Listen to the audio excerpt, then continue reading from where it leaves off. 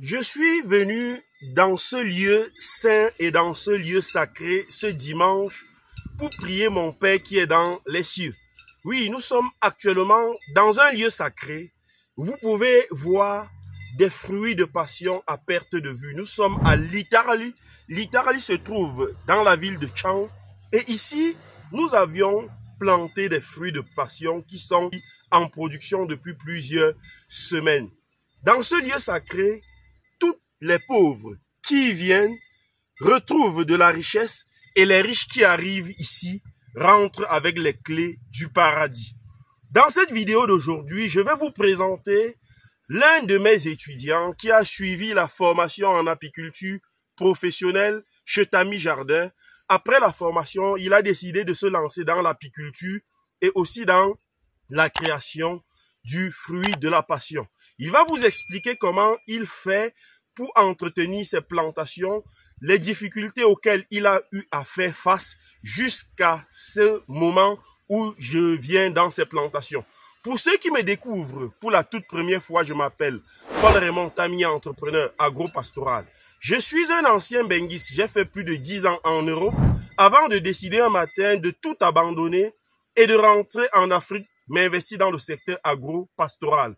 Sur mes différentes pages, je te parle d'agriculture, d'apiculture, de semences, d'arbres fruitiers. Si ce sont des sujets qui t'intéressent, tu es au bon endroit, tu t'abonnes et tu partages nos vidéos.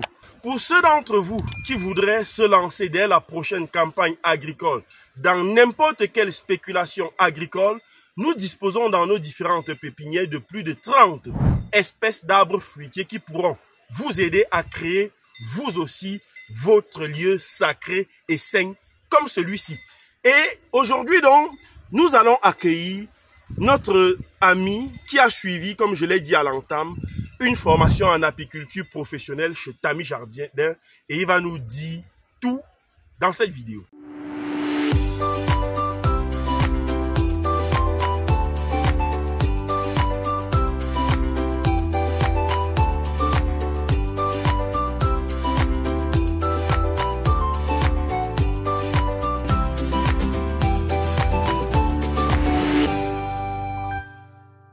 Bonjour Billy. Bonjour monsieur Tami. Voilà, merci de m'accueillir dans ce lieu de pèlerinage, dans ce lieu sacré, dans ce lieu saint, où nous allons parler tout simplement du fruit de la passion. Est-ce que déjà, avant d'entrer dans le vif du sujet, tu peux te présenter brièvement pour ceux et celles qui ne te connaissent pas? Exactement monsieur. Moi c'est monsieur Sagué Fulfar Billy Romual. Ingénieur agronome précédemment à l'Institut d'enseignement supérieur Foyangem à Chang. Oui. Je fais dans l'agriculture, les cultures maraîchères, cultures et autres, telles que la tomate, les choux, les poivrons, le piment. Dernièrement, je suis tombé dans une vidéo de M. Tami qui me parlait de ce fruit qui se fait de plus en plus rare sur le marché, la passion. Ça m'a vraiment donné la passion de m'y lancer. Ouais. Et c'est ça que je suis allé faire une formation sur M. Tami. Et voici les résultats. Voilà. Alors, nous sommes pratiquement sur combien de mètres carrés de plantation de fruits de passion ici à l'Étarlé? Bon, ça c'est une de mes parcelles de fruits de passion qui est environ 3000 mètres carrés. Oui. Et je peux vous rassurer que j'ai environ 1,5 hectare de fruits de passion de part et d'autre de mes parcelles. Parce que tu n'as pas seulement cette parcelle, tu as d'autres parcelles ailleurs. Oui, monsieur Tami, j'ai 2 parcelles autres ailleurs qui produisent déjà. Qui produisent déjà. Donc après, ici, on pourra aller là-bas pour voir également comment ça se passe. Exactement, monsieur. Alors, est-ce que tu peux nous expliquer le début du commencement? Comment tout a commencé avec la production de ce fruit? Puisque aujourd'hui, je suis arrivé, on est en train de sucer, mais il y a eu des étapes. Exactement. Voilà. Est-ce que tu peux donc expliquer ces étapes-là? Tu as commencé à quel moment? Ça n'a pas été du tout plus facile. Oui. Parce que moi, comme je l'ai dit précédemment, j'ai vu une de vos vidéos où vous parliez du fruit de la passion. Oui. Et moi, je me suis dit, je suis allé vérifier sur le marché. J'ai vu que ce fruit était presque inexistant sur les marchés. C'est ça qui m'a poussé à me lancer sur la culture du fruit de la passion.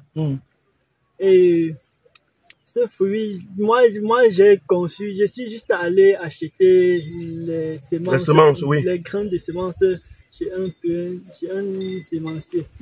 J'ai confectionné la pépinière qui m'a pris environ 2 mois. Ensuite, j'ai fait les polybacs. Oui. J'ai mis dans les pots. Les polybacs, c'est quoi? Bon, les polybacs, ce sont les petits paquets de terreau, quand on met les terreaux pour planter les semences, les graines. Oui. Les semences. Donc après les polybacs, 2 mois après avoir mis le plan sur le polybac, j'ai maintenant aménagé les parcelles, les différentes parcelles comme je vous l'ai dit. Oui, j'ai commencé les semis. Oui. Et j'ai lancé les semis en mai. Oui, en mai de cette année. En mai de cette année. Donc ça fait pratiquement 8 mois, non, 7 mois par là. Exactement, environ. Oui, 7 mois, disons 7 mois, jusqu'à la production. Nous sommes à la production. Oui, je peux il faut venir un peu comme ça, oui, voilà.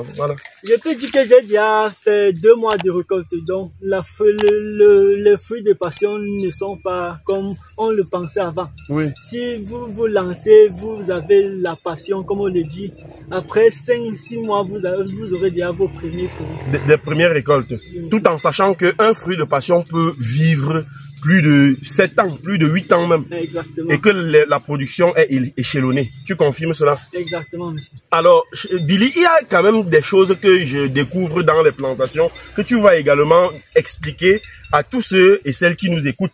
Il y a un bruit que je ressens là, et ce bruit-là, ça se ressent un peu de partout dans les plantations. À quoi ça sert ce bruit-là, puisque c'est une bouteille collée au clou qui tape sur la bouteille, ça sert à quoi? Exactement, monsieur. Il y avait tellement de ravageurs. Oui. Comme les oiseaux qui viennent couper les méristèmes des fruits et des feuilles oui. pour éviter la croissance. Oui. C'est pour cela qu'on a mis ces équipements pour les chasser. Ouais, les dissuader, quoi. Exactement, monsieur. Et depuis que tu as installé ces équipements-là, les oiseaux ne viennent plus? Non, monsieur, ça a effectivement baissé. Parce que dès qu'un oiseau est assis sur la plante, dès que ça tape une fois, il s'envole. Exactement, monsieur. Oui. Il y a aussi des habits que je vois ça et là. Ça sert à quoi? Ça, c'est pour effrayer ces oiseaux. Oui. Parce que ces oiseaux avaient déjà pris l'ampleur. J'ai suis allé chez les papas du village et ils m'ont conseillé de faire ces équipements pour les chasser. Mais je vois que ça a bien travaillé. Ah ouais. Alors, Billy, nous sommes là, comme je l'ai dit, dans ce lieu sacré, dans ce lieu de pèlerinage, dans ce lieu saint. Alors, combien de serpents as-tu déjà rencontré dans cette plantation, puisque les gens nous disent toujours que ils ne font pas le fruit de passion parce que ça appelle les serpents. Tu as tué combien de serpents dans ce champ?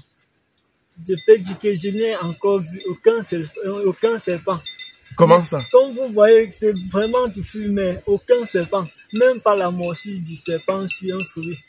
Parce que moi, j'utilise 2 fois les insecticides pour essayer de les chasser. Oui, mais de les chasser, est-ce qu'ils sont même existants? Puisque tu utilises les insecticides, on se dit que peut-être c'est le traitement que tu apportes au plant. Est-ce que les insecticides que tu utilises a pour but de chasser les serpents ou bien c'est pour protéger d'abord la plante?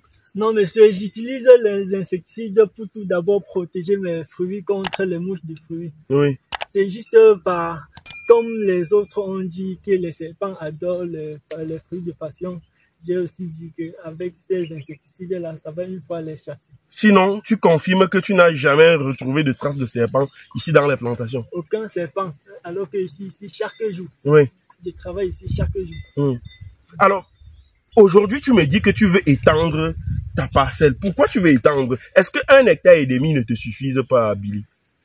Monsieur, vu la demande sur le marché, je suis vraiment excité. Comme moi, j'aime la haute densité et les grandes parcelles. Oui.